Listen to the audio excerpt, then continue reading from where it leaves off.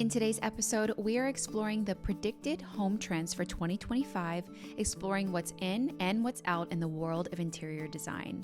I'm sharing my candid opinions on everything from color palettes to furniture styles, weighing in on what I love and what I can live without, and what might surprise you about the upcoming year's trends.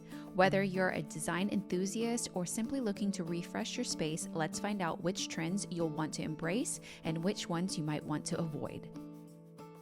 Hello guys, welcome back to the With My Own Two Hands podcast.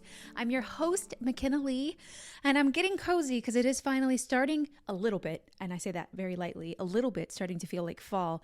And I think it's only starting to feel like fall because I just decorated our porch to be fall themed, and we actually put out our Halloween decorations up the driveway.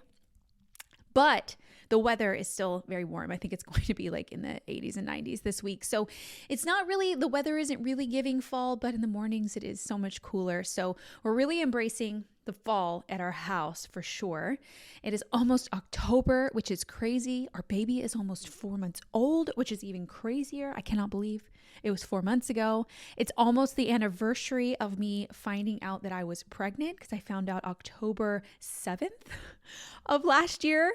It's all so time truly flies. And it is usually this time of year that you see articles start to pop up on what is in and out and coming up for the new year in terms of decor trends. So I thought it would be fun to go through them together, give you my honest, like spare of the moment thoughts about what they are and what designers are really predicting for the new year. I always love to look at them. Do I follow them? Not so much kind of thing. So that'll be fun. I found a few articles, but I didn't dive deep into them on my own so that we could just do it together.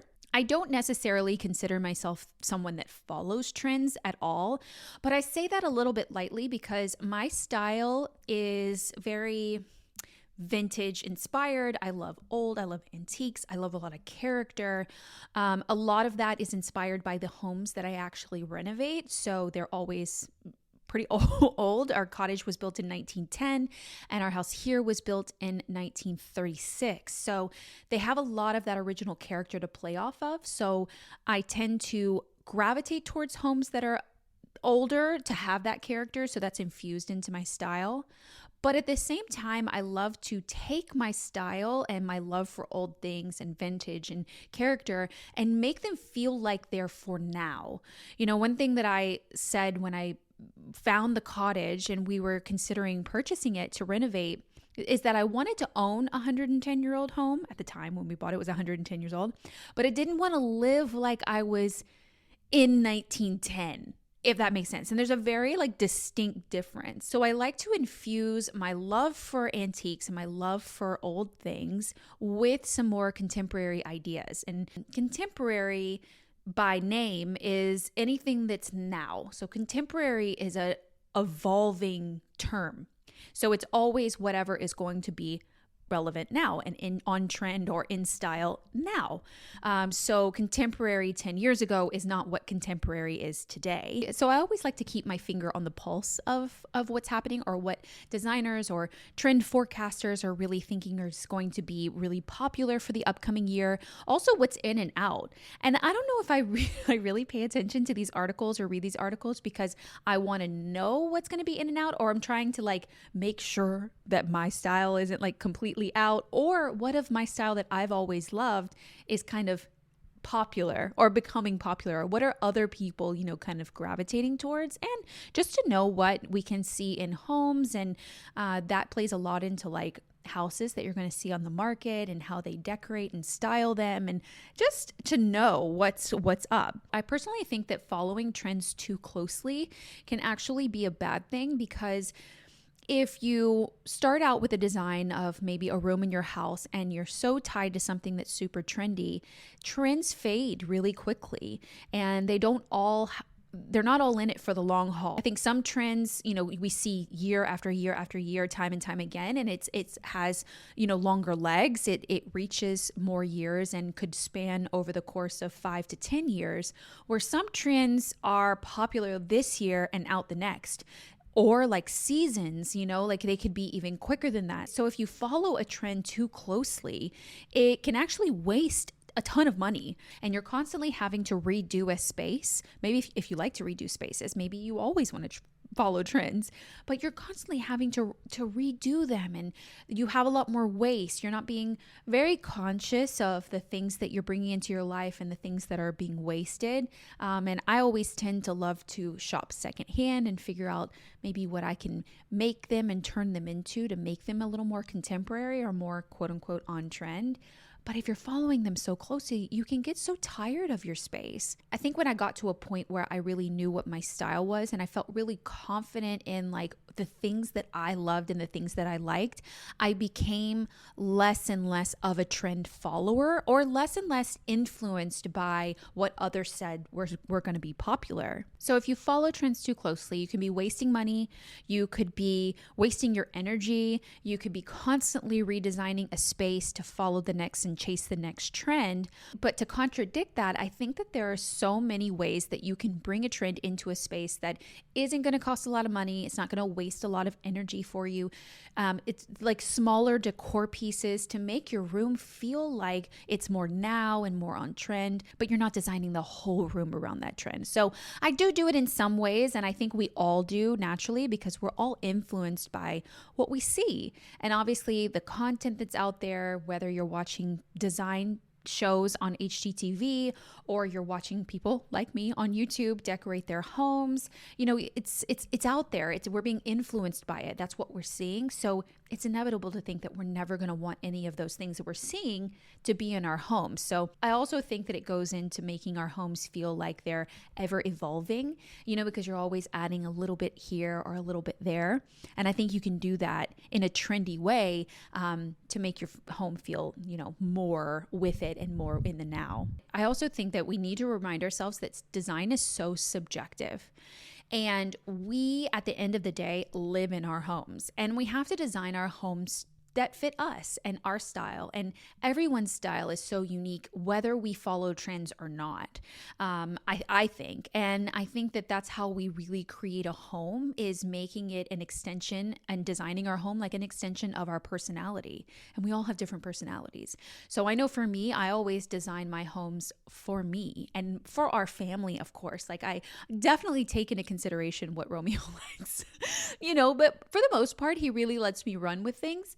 And he trusts, I think he likes my style, actually. I think that's why he does it. I think we align a lot on our design aesthetic and what we like. At the end of the day, you have to do what makes you happy. You have to design your home with what you love. And so some of these that we're going to read, I'm going to love, you're going to hate. Some of these you're going to love, I'm going to hate. And it doesn't matter because it's just forecasting. It's just designers talking about what people are doing right now, and in some ways, who changes their whole house with every trend that comes about? Who does that? I don't, for sure. Like, I feel like I live with spaces for years before I come in and kind of be like, maybe I should reimagine that. And I think it's also unrealistic to think that you're never going to change a room because you're always going to be evolving in your tastes and your likes, so I think there's a balance, but I live with a space for quite a few years before I get to that point being like, okay, I don't really like this anymore. Let's change this up and refresh it. But at the end of the day, we all have different styles. And so whatever these say, we're going to take it all with a grain of salt. And if we happen to have a room that has a lot of these things in it and we still love it, that's okay. There is no rule book when it comes to design. And I know I'm going to say that lightly because I think most of the designers would be like, no, there are rules when it comes to design. But really, no. Everyone owns their own home. Everyone can do whatever they want. There is no rule. So let's get into it.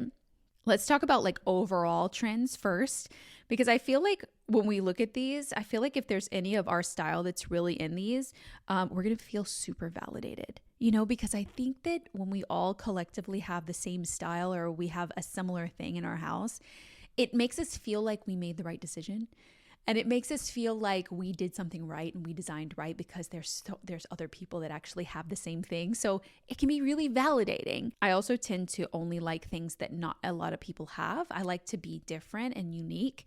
So I'm kind of the opposite in some ways. This one was from Decorilla.com. I think it's a website that actually like helps you design spaces or something. I'm not sure. Usually Forbes.com actually comes out with their list of things that are in and out for the next year, but I couldn't find it yet. Maybe they haven't released it yet. But this is 20 interior design trends of 2025. Must-have looks you'll love, they say. Minimalist with a cozy twist. It looks pretty clean line, like an evolved mid-century. And I'll put in the article on the screen and I'll like scroll through it with you guys so you can see, if you're watching it on the YouTube channel, you can see what I'm looking at. This is defined as a modern minimalist living room, and it's got a big entertainment center that looks very mid-century modern to me, but it has a couch that's very similar to ours, like very plush, very clean lines, like more comfortable. And so it says it's safe to say that the Scandinavian design is here to stay, especially in combination with influential aesthetics like Japandi, which was really popular. I think it came out like maybe a few years ago. It started popping up. So it's got cozy elements, soft textiles, and warm lighting. I mean, that's nice. It's not my style, but it's nice. The next one, number 2, is textured walls and ceilings. Well, I love that. I love the texture on this wall. But do you know how expensive that would be to do? Trims, moldings, all of that stuff is costly. And this ceiling has a lot of it on it, but it's gorgeous. I love that ceiling. They've paired this room with like more modern style art, which is really interesting. This is an interesting like room. It says classic contemporary living room, and it's got pretty much all neutral coloring, but it's got some art that has like black and yellow, and it's got a little bit of like a camel colored chair. Something about this room I really like, but it may just be all the moldings on the ceiling and also textured walls. You know, you see that a lot, and it's something that I've never actually played with in this house or in an entire room, which is doing like a lime wash texture on the walls or doing Roman clay, like a plaster look. I have done one technique in the cottage, which was on the fireplace and the hood in the kitchen. And I did a very heavy texture with just some joint compound. I just did a DIY so that it gave it some rough texture. And then I went over it and actually mixed my own color of lime wash paint. And I lime washed it. And I really did like it. I think I was going for more of a heavy texture than I actually got. I don't think I fully accomplished my vision for that, but I love the texture that it gave. And I haven't ever done that kind of texture in a full room, like on all the walls. And it's funny, I just painted recently when my mom was here to watch the baby. I just painted the living room that's behind this wall that I'm sitting in this room. I painted it the same color as all the other rooms up in the front of the house because it was so disjointed and it was pure white in that room. And so I just wanted something to calm the room down while we waited to do the renovation on that space or the makeover on that space, because it has really big beams that need to be stripped and a lot of work that needs to be done to it, that I just like can't dive into a project like that with like stinky materials with a baby. So I wanted it to calm the room. And before I decided to do that, I actually was like, maybe it would be really nice to do this room in a Roman, like a plaster look, like a Roman clay or a lime wash, and like make it the same tone as the other rooms, but make it a little more textured. I think that would be really beautiful. So it still may be something that we can do in the future. We just got a can of paint and just painted the room just so that we can live with it for a little while. But love textured ceilings, love textured walls. It's a trend I'm here for because it's something that I already love. It says plain walls are a thing of the past. I'm in it. I love that.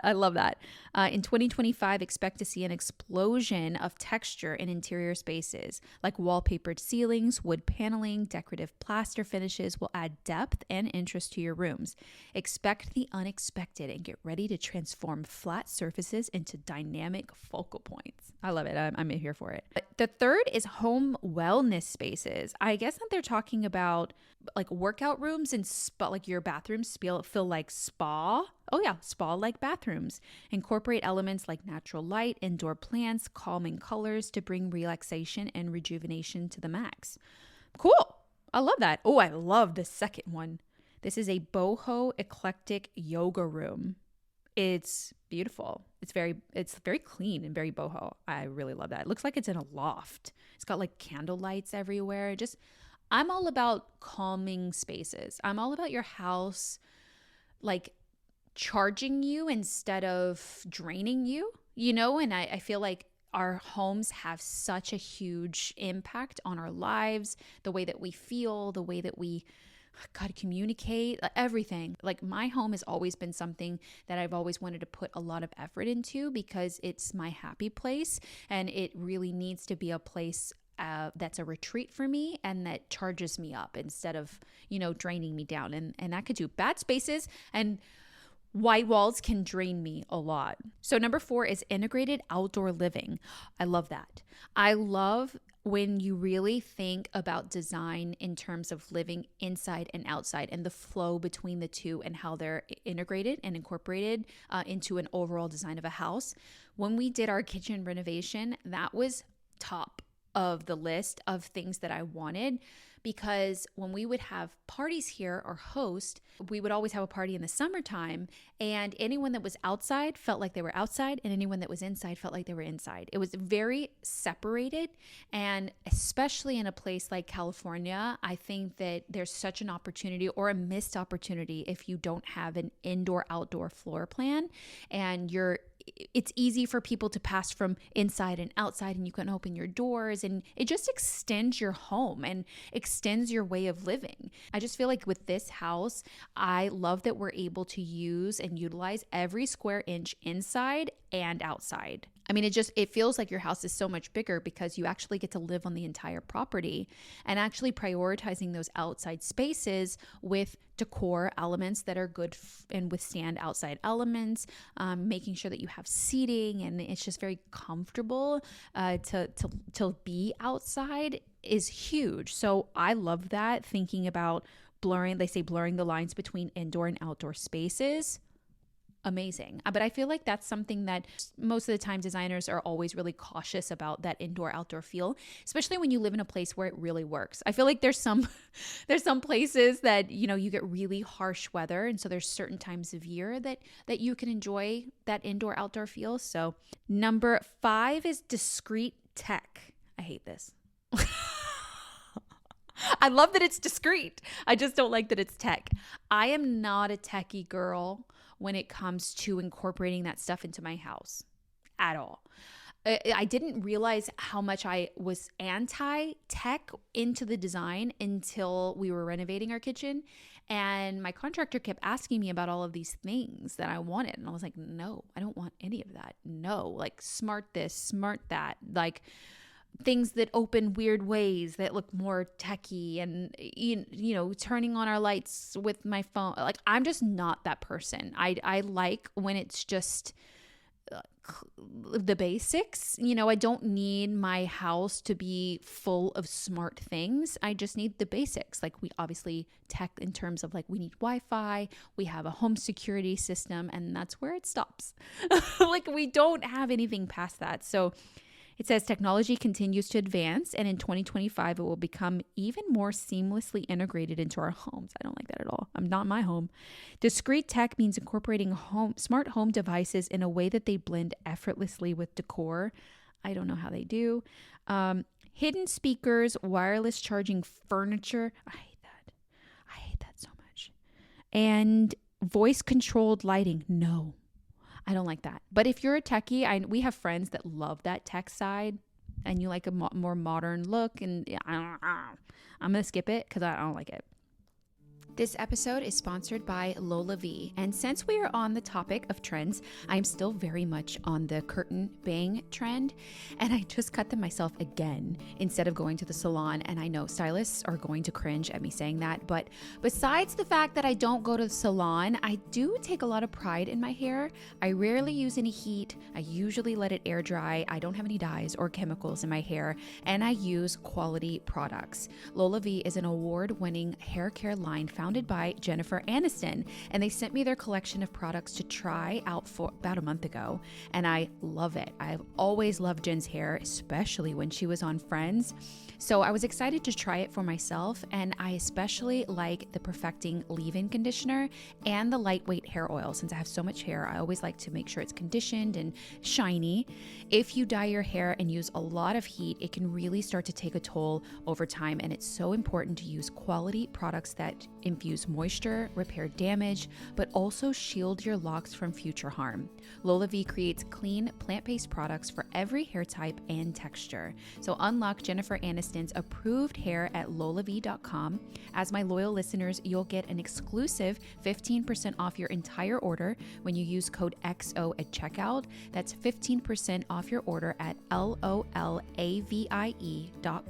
with promo code XO. And please note that you can only use the promo code once per order, and discounts can't be combined. After your purchase, they'll ask you where you heard about them, so please support my show and let them know I sent you. Your hair will thank you. Romeo and I got started drinking AG1 about 2 years ago, making it truly a part of our daily routine. And I even got my mom started to drink it because of the amazing results we saw. AG1 is a daily nutritional supplement that supports your whole body health. In just 60 seconds, you can get your daily dose of vitamins, minerals, pre- and probiotics, adaptogens, and more. We've seen improvements in our energy, our gut health, and even the way we feel. AG1 contains prebiotics, probiotics, and gut-supporting ingredients to support your digestion, reduce bloat, and keep you regular. And what good is a supplement if your body can't absorb and use it? I trust AG1 because they source ingredients in bioavailable forms, making it easy for your body to use each nutrient. And their formula uses non-GMO ingredients and contains no sugar. So start with AG1 and notice the difference for yourself. It's a great first step in investing in your health, and that's why I'm so excited to partner with them again. Try AG1 and get a free bottle of vitamin D3K2 and 5 free AG1 travel packs with your first purchase at drinkag1.com/XO. That's a $48 value for free if you go to drinkag1.com/XO to check it out. Number 6, color drenching rooms. Love this. We color drenched our bedroom. And if you don't know what color drenching is, it's really when you go into a room and you paint the walls, the trim, the ceiling, everything the same color. And even taking it a step further, even having all of your furniture and accents be also the same color. Just like think it's one color or monochromatic of a color. So it's different shades of that color. Love it. I love the idea of it. The picture that they have is very much extreme, an extreme version of color drenching. And I think it's just because they chose the color like peach. So everything is very peach, but our bedroom is color drenched to a degree. I color drenched the walls, the trim, and the ceiling the same color, but I actually left all of the trim white so that room also kind of flows into the rest of the house. So it was a conscious decision to leave all the trim around the windows and doors in our home white. And I think that's how all the rooms kind of speak to one another, and they look like they're part of the same house. So we left that. Otherwise, I would have color drenched those parts as well. But even the door, like to our closet, I wanted it to disappear. So I painted it all the same color. And how you do this is that you actually can pick the same color of different sheens of paint and increase the sheen on the trim pieces. Like if you had crown molding, baseboards, doors, trim around windows, you can increase the sheen to make them a little more durable. And it actually gives a little bit of depth for your eye to kind of catch because there's a difference in the paint sheen. So even though it's all the same color, there's a little bit, you're helping the depth a little bit in the area by changing the sheen. So that would be a tip if you ever want to try out color drenching. Number 7, sustainability and eco-friendly living. I love that. I mean, we're always trying to figure out ways to be kind to our planet and, using materials that are more sustainable and furniture that's sustainably made and eco-friendly products, all around. I feel like that's totally worth it. I think a big way that I do that specifically is not really buying new furniture that is using those products, but actually repurposing and upcycling older furniture into my home. That's the angle that I take. That's what I do because I love antique furniture, but I just repurpose them and refinish them into being what I want for my home. Number 8 is sensorial interior design. So I'm assuming that this is like appealing to all the senses. So no matter what you're looking at versus what you touch, what you hear, what you smell, really leaning into like sensorial design incorporates texture, scents, sounds, and lighting to create immersive environments. Think soft rugs, aromatic candles, soothing music, and adjustable lighting. 1000%. I feel like we should always think about how our homes or our spaces really like touch all of the senses. I always have like jazz music playing on my TV with like cozy little pictures from YouTube. And I always have a candle lit, giving me the smell. I love to design with textures and decorate with different textures. So, all the, different things that you touch and even look at in the room is very textured. Number 9 is casually comfortable furniture, focusing on creating relaxed spaces without compromising on style. Yes. Well, a lot of these are yeses. I'm not gonna lie. A lot of these are yeses. Number 10 is vintage and retro influences. Yes. Retro styles are making a strong comeback with a modern twist. Vintage furniture, bold patterns, and nostalgic decor items infuse contemporary homes with a sense of history and personality. Number 11 is maximalism. I am a fan of maximalism, but in my own way. I'll put in the picture that they have on the website is very maximalism to the max. They have like tons of different colors and patterns and pictures going up the wall. The walls are painted blue with a yellow couch. It's got a lot going on. I'll put in the picture, but for me, maximalism is always, I do like more is more to me. I do like that, especially when decorating like bookshelves and things. And I love to collect things from my adventures to the flea markets and things that just bring memories to me and, bring back memories and that I just love and cherish. I love to collect things and decorate my bookshelves really pretty. So I oftentimes see that I go heavy and overboard on that. I love a good gallery wall. That's more art on a wall. I'm here for the maximalism. Oh my gosh, look, number 12, artisanal and handcrafted pieces. Yes, please. In an era of mass production, artisanal and handcrafted items are highly valued. From handmade ceramics to bespoke furniture, these pieces bring a sense of craftsmanship and personal touch to home decor. Moreover, supporting local artisans not only adds character to your home, but also contributes to sustainable practices. Yes. But I feel like so many of you guys that watch my YouTube channels and have watched me design spaces over the years on my YouTube channels know that like that's what I value. And I think that you value the same. Or hey, maybe even in an amazing world, I've helped you to look at, vintage furniture, antique furniture, or things that are handmade a little differently and value them a little more. Maybe you've visited a flea market because of me or a thrift store even to see what you could transform into something for your home. And that would make me really happy. So comment if that is you, if I've influenced you in any way to bring more special pieces into your life like that and be more conscious about, the pieces that you're bringing into your home and stuff. That would make me very happy. So I feel like a lot of these would be yeses for you too. Number 13 is pattern mixing. I agree with this, but in your own way. And I think that pattern mixing can work for any style. If you have a super like clean style that you like everything to be the same color palette, like maybe you love everything like beige and textured, you can still mix patterns, as well as the person that loves crazy patterns together, like a check and a tribal and a, like whatever it is. Like I feel like we can all apply pattern mixing in the right way. I love pattern mix. Number 14, adaptive reuse. I don't know what what that means.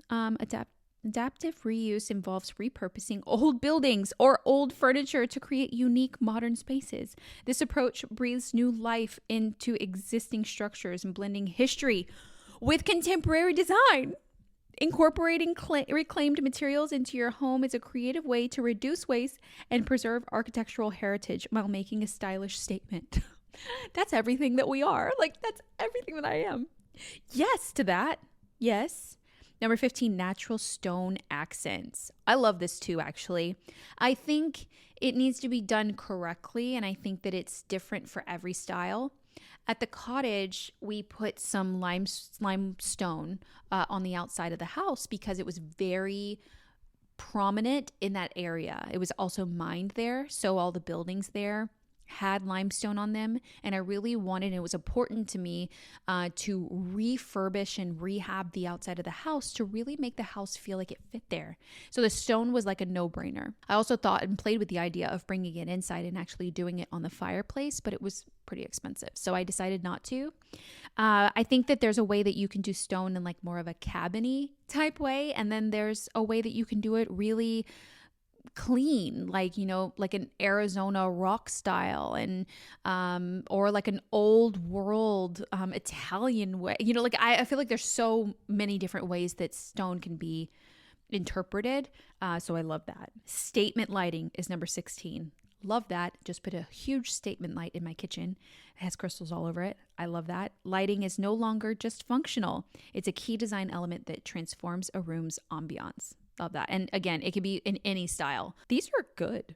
I think I'm liking 2025. Number 17, jewel tones. I like jewel tones. I think we've been in the earth tone era for a while. And I like that it's starting to incorporate more of the like rich jewel tones. Again, I think you can do it in whatever style works for you, but I see myself even gravitating towards those more jeweled colors. Number 18, bold black.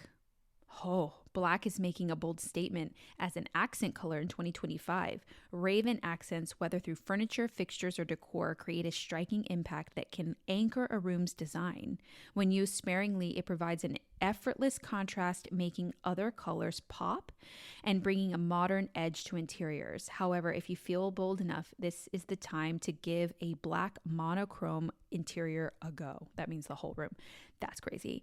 I don't know if I would ever do everything in a room black. I've done a black accent wall before, and our bedroom color is very close to being black. It's like the darkest green gray I could find, and it's called Dash of Pepper by Benjamin Moore, and I do love it, and it's very dark.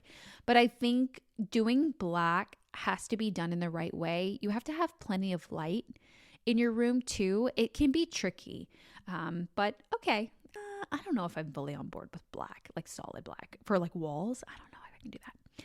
Warm metallics is number 19. I don't love this. I don't love this picture. Oh, but it says gold, bronze, and copper tones have been popular for quite a while and also bring a touch of luxury. I just don't think that I like it in the picture, in the pictures that they have. But obviously, love me a good brass and copper moment. We incorporated that into the design of the kitchen too. And number 20, earthy neutrals. Well, that we've just known. Earthy neutrals like terracotta, ochre, and sage bring a grounding, calming effect to interiors. Love that. Okay, well, that was 20 of the trends from this website. And what, we only hated 2? Tech and black walls?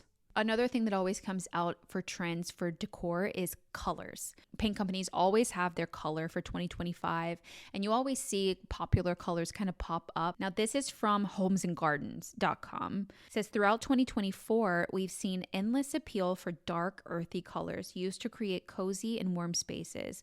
More specifically, color trends like dark green and chocolate brown are among the most popular for good reason. They have a relaxed quality while adding plenty of drama to our homes. Now, I live for a good moody moment and moody decor. I love both dark green and chocolate and have used both of them. I painted the guest bathroom at the cottage dark brown. A combo. It was like a dark brown accent with a warmer taupe, and did some dark brown grout in the tile, and I loved it. And then I painted our bedroom dark green. Love those colors. So number 1 for color is dark earthy colors. So going moody. So if you've been scared to paint a room a darker color, but you've been wanting to try, do it. We only live once. Do it. It's paint. You can always paint it back or paint it a different color, which I have done before. Things fail, things flop, but you've got to try. I took a risk painting our hood blue, and I love it. I am disappointed that it doesn't come up well on camera, so everyone can't see what I see or what people in the house can see. But I love it. It's subtle, but it's there, but it's different. I love it. Just, you got to go for it. You got to try it. Number 2 color is red. Now, I knew that red was coming because red is actually already been here for a minute. This year we saw red start to pop up on like accent colors like trim. And for fall, for clothing, a deep red, like a dark red, is really popular for clothing, nail colors, accessories. You'll see them in like shoes and purses. So I knew the red theme was sticking around. So it's interesting to see that they're forecasting that red will be popular next year. And it looks like it's going to be in a bigger way. Personally, have never jumped on the red trend for home decor because I've done it in my past and I got tired of it so quickly. So for me, that trend is just, it's too bold. And I remember my first apartment in LA, I had red accents. I had big red pillows on the couch. It was so contrasting. I had like red vases and pops of red everywhere. And I got so tired of it. I could not wait to get those red pillowcases off of those pillows. I feel like it would be the same today if I tried it. So I won't be participating in the red trend, but it's going to be here in 2025 to stay. And number 3 is calming blues and greens. I will put in the picture that they put. It's beautiful. I mean, I love a soft blue, a calming blue. That's why I did it in the kitchen. That's why I love this cornflower blue color in the spring and summer months. I think that it's so beautiful, and it pairs really nicely with all of the other kind of earthy, moody colors that I pick. Number 4 is warm neutrals. Surprise, surprise. We're not surprised. And number 5 is color drenching. Color drenching is in. I've always loved to color drench. I think every time I've done a room, I've color drenched it. Even this room I'm sitting in, I painted the ceiling, the walls, and the trim all the same color. But I do have some pops, so it's not completely color drenched in here. The front door, on the interior side, and also the fireplace are painted a contrasting like dark chocolate, and then the white trim windows. So it's not completely there. And the funnest one to look at is what's out. No, let's not I'm kind of nervous to actually look, because what if they say something that I love is out, and that would make me really sad. 5 outdated home trends interior designers would hate to see in 2025. This is from a company called Brit & Co. It says barn doors, millennial gray, and all white kitchens have officially faded from the home decor spotlight, because that's what they said a few years ago was going out, and it actually did. So they were right. Heading into 2025, we're seeing more dynamic, layered, and personalized styles versus cookie cutter looks. Vintage pieces that add character, rich, earthy tones, and textured finishes that bring in warmth and natural materials are now defining the new modern aesthetic, making homes feel more inviting, lived in, and elevated. So what's out? Goodbye to overly industrial aesthetic. And boy, do I remember when industrial was in. I was in the industrial. I liked the industrial because I think it spoke to like the moodiness in me. You know, the Edison bulbs with the metal and wood and brick, kind of look. The iron legs on bar stools and the exposed pipes and things like that. I desperately wanted to live in a loft, but I wanted it to be in LA, not in New York, because I'm not a New York girly. But my mom too, she loved industrial. So that's going to be out, and say hello to warm organic elements. So that makes sense. Another thing that's out is trend shopping. So they're even saying it's a trend to not be trendy. Imagine that. There's a shift toward more thoughtful and intentional interiors rather than stocking up on everything you see trending on TikTok. So we're saying goodbye to trend shopping and hello to investment pieces. And that's really amazing because, finding and investing in furniture and decor that you'll keep forever, that's timeless, is so much more meaningful and enriching to your life. And you just love it more. And I know personally, when I started investing in pieces that I absolutely loved, I keep them forever. And I love a space so much more because it's so much more interesting to me and it feels more collected and special to me. Truly, I love it. Goodbye to smart home technology. Wait, didn't we just read in the other one that it was going to be smart this, smart that?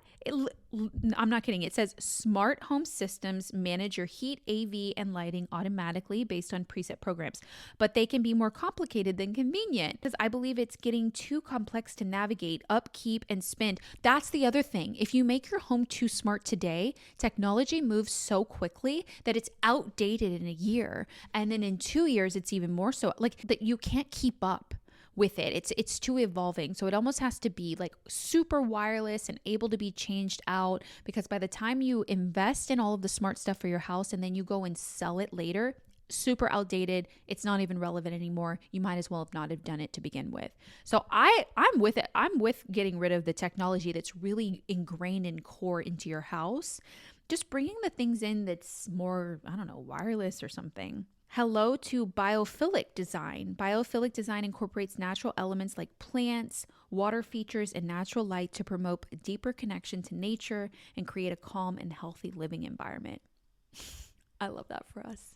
Less technology, more nature, for sure.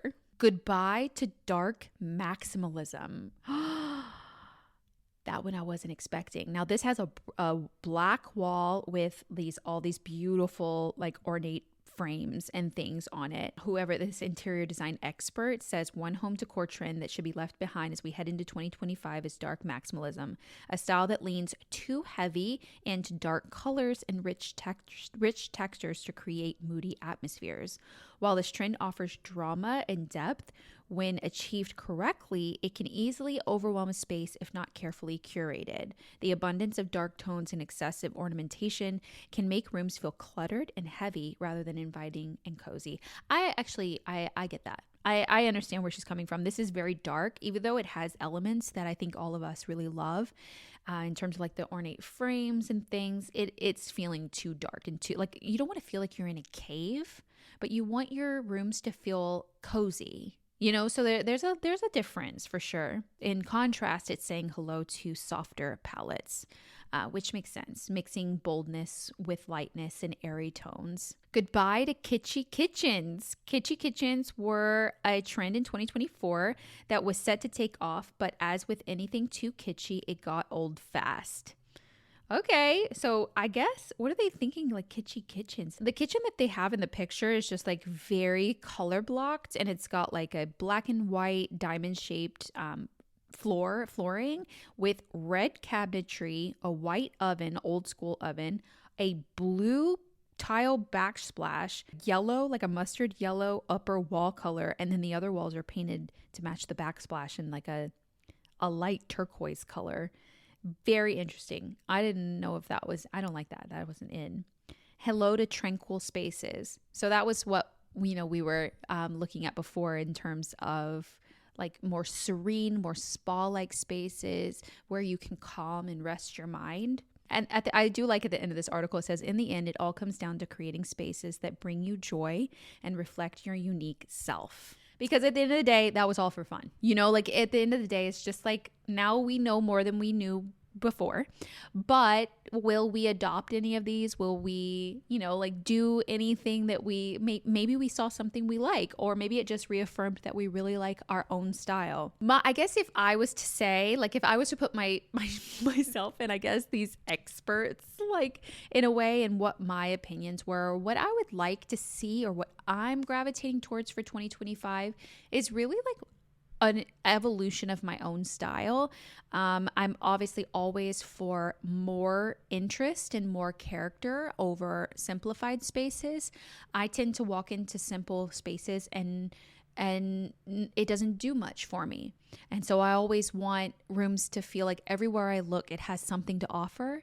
And I do that a lot through adding a lot of trim, adding, unique pieces, and really thinking about each wall in a space and how, if I look at each wall, how does it individually stand out, but also work as a room as a whole?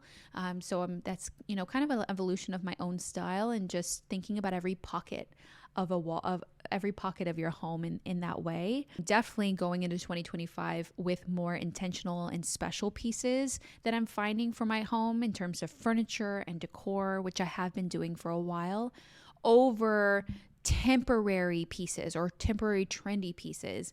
It was funny when we moved into this house, Romeo's room was the one that was kind of like hodgepodge together. It was kind of a collection of things that we didn't want to get rid of when we moved into this house, but because we weren't really ready to part with them. But at the same time, they didn't really work well together, or it felt like an old version of us. And so his office, really became that hodgepodge. And so he needed like an entertainment center, and we obviously didn't own one. And so he was like, oh, let's just get something temporary. And I'm like, I hate that.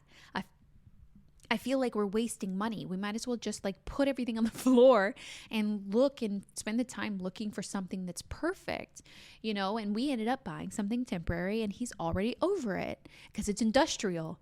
And he's like, I don't like this. And I'm like, yeah, I know. I told you, so I'm all about spending the time and finding the right pieces, even though the room won't come together very quickly, or the design will take some time. I also am evolving from my all beige kind of era and all just more textured boho era into an era where I do embrace color in my own way. I love moody colors. I love moody earth tone colors. I also have really latched on to this blue and incorporating this cornflower blue into my smaller decor items. And then in our kitchen, we painted our bedroom green. I'm really embracing the color and what it has to offer, and how it pairs really nicely with everything that I love to collect. So incorporating more color in whatever way works for you, I feel like can really infuse some newness into any design. And kind of going back to more interest and more character, but rooms with interest. I want every room in my house to have something to say and something to offer. I don't want any room to feel like a wasted space. It's just kind of a pass-through room, or that space, or whatever. It's a whatever. I don't want any whatever rooms. We want rooms that say something. We want rooms that give something to have something to offer, and also contribute to the house as a whole. And that's how I'm going into, 2025. So I love to put design dilemmas at the end of every episode. So thank you guys for sending them in. We have a couple. So Amanda sent in, our dilemma is what to do with the landing at the top of our stairs. I want to give the landing personality, as it's an empty space right now. We did some picture frame molding in our bedroom that came out so nice. So we're thinking of playing around with a version of that in the landing on the walls, hence the painter's tape on the wall. I can see where she put it. We struggle with what color to paint the walls, if we should add furniture to the area like seating or keep it more open, and the best way to get additional lighting besides the ceiling lights. Any ideas on how to transform the space would be super helpful. So this is a very big landing. So for everyone listening, it's you walk straight up her stairs, and on the right she has more of a half wall. Half going in, it's as tall as the ceiling, but it only comes into the room about halfway. And then it juts back. It has 2 doors on it, and it's kind of like a rectangular open space, but it has 4 entrances to other rooms. And when you have a room like that, that's a landing, that is a passway to other spaces, you have to design it with intention, because you have to be able to get to all of those spaces, right? You can't put a bunch of stuff in the way, and then you're constantly maneuvering around furniture that probably isn't going to be used very often, since this is a pass-through space.